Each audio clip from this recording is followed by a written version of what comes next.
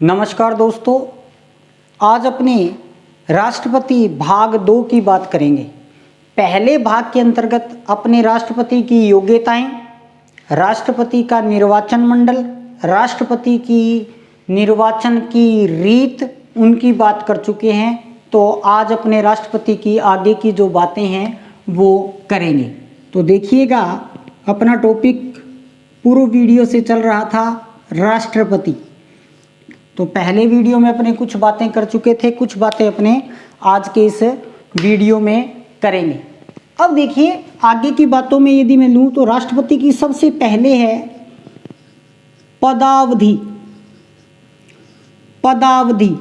और राष्ट्रपति की जो पदावधि है वो अनुच्छेद 56 में है।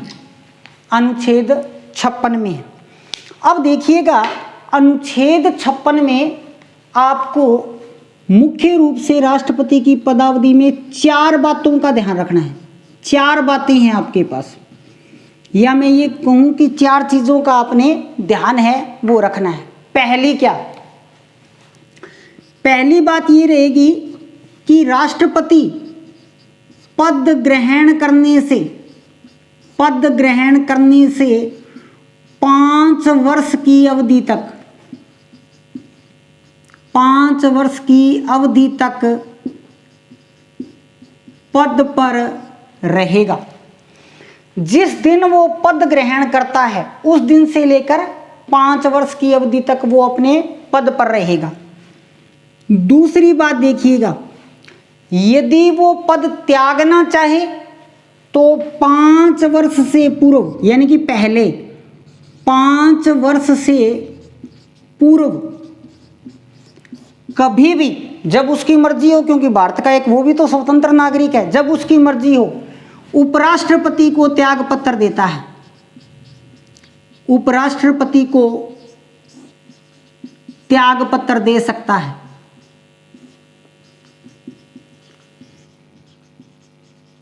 दे सकता है।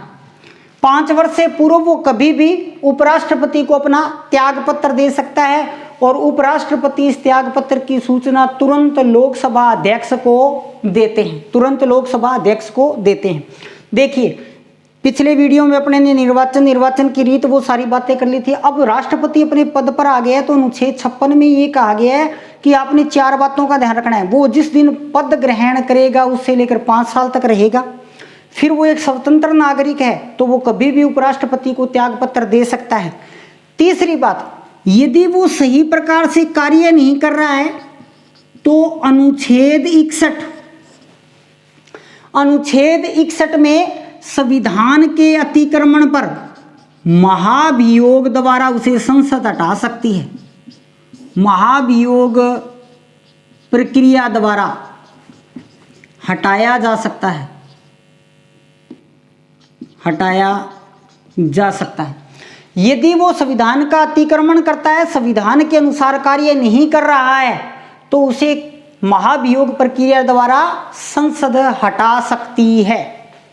और चौथी बात, अनुच्छेद 56(1) वह तब तक अपने पद पर रहेगा जब तक कि नया राष्ट्रपति या उसका उत्तराधिकारी पद ग्रहण नहीं कर लेता।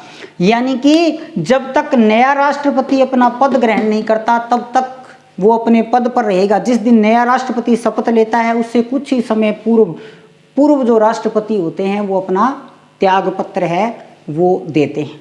तो आपने राष्ट्रपति की पदावधि में 4 बातें याद रखनी है। पद ग्रहण से 5 वर्ष कभी भी उपराष्ट्रपति को संबोधित करके त्याग पत्र दे सकता है। यदि वो संविधान का अतिक्रमण करता है तो महाभियोग की प्रक्रिया अनुच्छेद 61 में उसे संसद द्वारा है वो हटाया जा सकता है। और अनुच्छेद 56(1) वह तब तक अपने पद पर रहेगा जब तक कि उसका उत्तराधिकारी यानी कि नया राष्ट्रपति पद ग्रहण न कर ले। इसके बाद में अपने बात करेंगे राष्ट्रपति पद की रिक्ति भरना।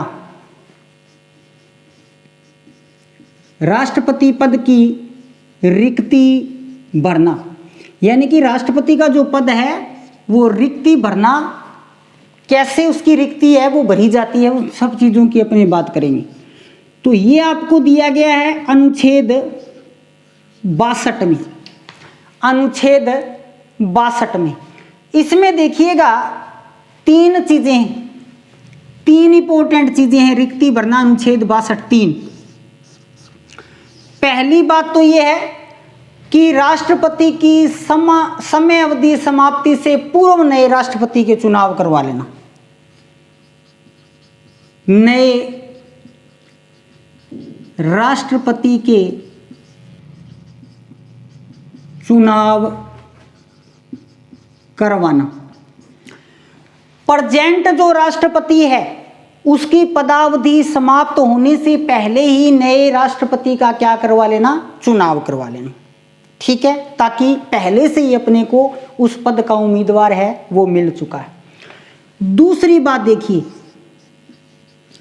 मृत्यु त्याग पत्र या महाभियोग या अन्य किसी भी कारण से यदि पद रिक्त हुआ है, पद रिक्ति पर 6 माह में नए चुनाव करवाना, 6 माह में नए चुनाव करवाना।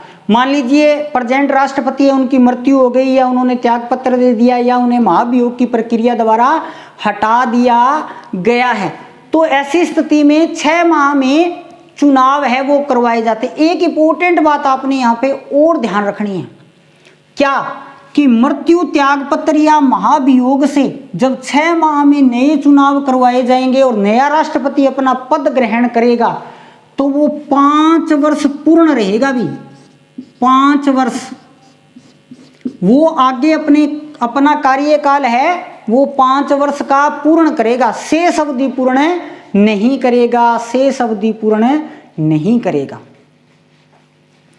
इसके बाद में नेक्स्ट यदि मैं बात करूं तो नेक्स्ट राष्ट्रपति की शपथ व प्रतिज्ञान, शपथ व प्रतिज्ञान, राष्ट्रपति की शपथ व प्रतिज्ञान देखिएगा अनुच्छेद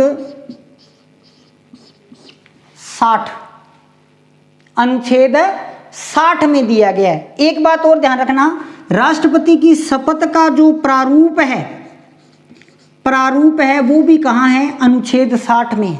शपथ और प्रतिज्ञान भी 60 में है और उसकी शपथ का प्रारूप है वो भी कहाँ पे है, 60 में है। अब देखिए राष्ट्रपति को शपथ कौन दिलाता है, तो सर्वोच्च न्यायालय या सुप्रीम कोर्ट का जो मुख्य न्यायाधीश है वो उसको शपथ दिलाएगा। यदि वो किसी कारण से उपस्थित नहीं है तो ज्येष्ठतम न्यायाधीश है वो उसको शपथ दिलाएगा। या तो भारत के मुख्य न्यायाधीश शपथ दिलाएंगे या उनकी अनुपस्थिति में जो श्रेष्ठतम या जो सबसे बड़े वरीयता क्रम में उनके बाद के जो न्यायाधीश हैं वो उनको शपथ दिलाएंगे। फिर देखिएगा राष्ट्रपति जो है वो शपथ क्या लेते हैं, राष्ट्रपति श्रद्धापूर्वक राष्ट्रपतीय कर्तव्यों के निर्वाह की शपथ, संविधान के रक्षण की और प्रतिरक्षण की शपथ और भारत की जनता की सेवा की शपथ लेते हैं, भारत की जनता की सेवा की शपथ लेते हैं। तो रिक्ति भरना और उसके बाद में प्रतिज्ञान। अब अपने इसके बाद में बात करेंगे राष्ट्रपति की प्रलब्धियां या वेतन भत्ते, राष्ट्रपति की प्रलब्धियां या वेतन भत्ते, राष्ट्रपति की प्रलब्धियां या वेतन भत्ते। प्रलब्धियां या वेतन भत्ते अनुच्छेद 59 के अंतर्गत है, 59 के अंतर्गत है। देखिएगा क्या क्या चीजें 59 में, बिना किराए के आवास का प्रयोग करेगा, बिना किराए के आवास का प्रयोग करेगा। ठीक है, राष्ट्रपति भवन का किराया नहीं लगता है अभी। दूसरी बात, संसद विधि द्वारा जो भी प्रलब्धियां या विशेषाधिकार या वेतन भत्ते संसद पारित करेगी उन सब का हकदार होगा, उन सब का हकदार है वो होगा। अब देखिएगा तीसरी बात, यदि अपने राष्ट्रपति के वेतन की बात करें, राष्ट्रपति का वेतन, तो राष्ट्रपति का जो वेतन है वर्तमान का जो संशोधन है वो 2018 में किया गया, 2018 में संशोधन है वो किया गया और राष्ट्रपति को प्रति माह 5 लाख रुपए वेतन मिलता है। अभी 5 लाख रुपए वेतन प्रति माह मिलता है। 2 नंबर बात, आयकर मुक्त है, आयकर मुक्त है, आयकर नहीं देना पड़ता। दूसरी बात, भारत की संचित निधि से देय है, भारत की संचित निधि से देय है, यानी कि भारत की संचित निधि से दिया जाता है, भारत की संचित निधि से दिया जाता है। ठीक है, फिर देखिएगा ये 59 है, ठीक है 59 है, 59/4, ये 3 है 59 और ये 59/4। अब देखिएगा 59/4 में क्या है कि पदावधि के दौरान वेतन भत्ते या विशेषाधिकारों में कमी नहीं की जा सकती, वेतन भत्ते या विशेषाधिकारों में कमी नहीं की जा सकती।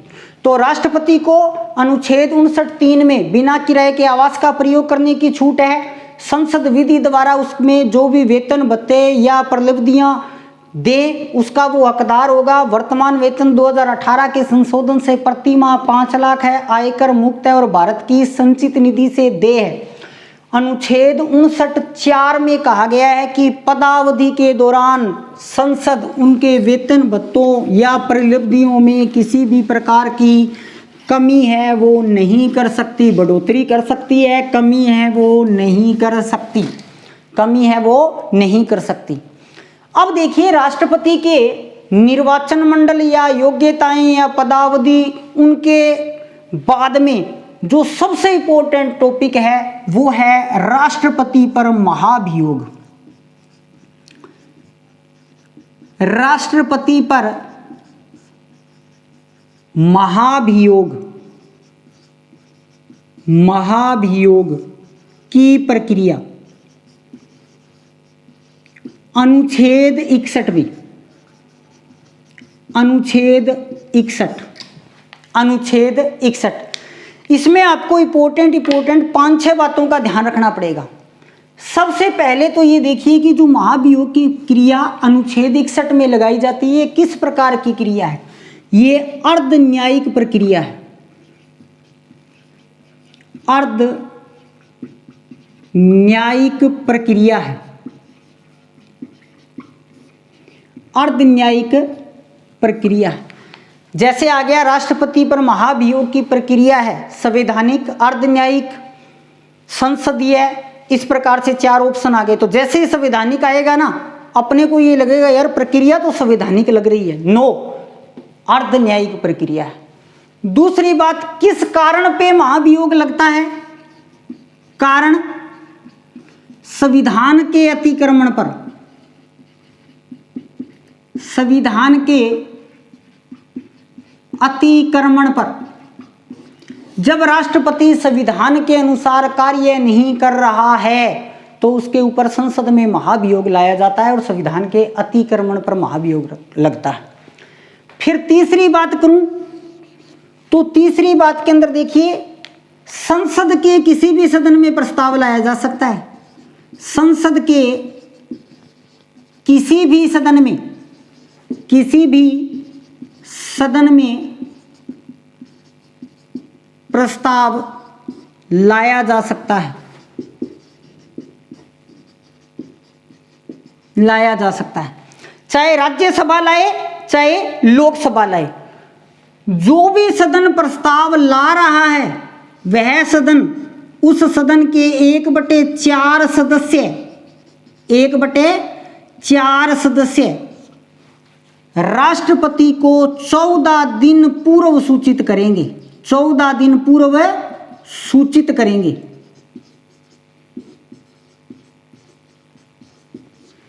मान लीजिए कि संसद महाभियोग लाना चाहती है तो राज्यसभा ला रही है, तो राज्यसभा के 1/4 सदस्य हस्ताक्षर करेंगे, राष्ट्रपति को 14 दिन पूर्व सूचित करेंगे कि हम आपके विरुद्ध अविश्वास प्रस्ताव है वो ला रहे हैं। अब देखिए, यदि इस अविश्वास प्रस्ताव को संसद 2/3 बहुमत से पारित कर दे, 2/3 बहुमत से पारित कर दे,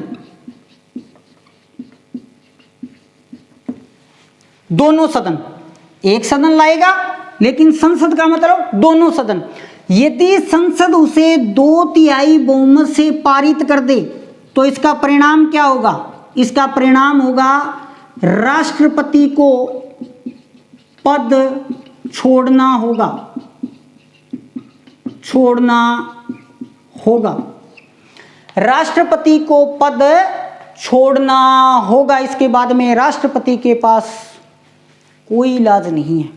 और सबसे इंपॉर्टेंट बात जो यहां पर ध्यान रखनी है आपने, एक और देखिएगा, इसमें संसद के सभी सदस्य भाग लेते हैं, सभी सदस्य भाग लेते हैं। और नोट विशेष बात, विधानसभा सदस्य नहीं भाग लेते हैं, विधानसभा सदस्य भाग नहीं लेते हैं, नहीं लेते हैं। तो एक यहां पर मैं आपको थोड़ा सा बताऊं कि राष्ट्रपति का जब अपने निर्वाचन मंडल कर रहे थे, निर्वाचन मंडल कौन से अनुच्छेद में था? 54 में। 3 बातें बताई थी मैंने आपको, यदि आपको याद है तो। संसद के निर्वाचित सदस्य, फिर विधानसभाओं के भी क्या थे? निर्वाचित सदस्य, और फिर दिल्ली और पुडुचेरी के भी क्या?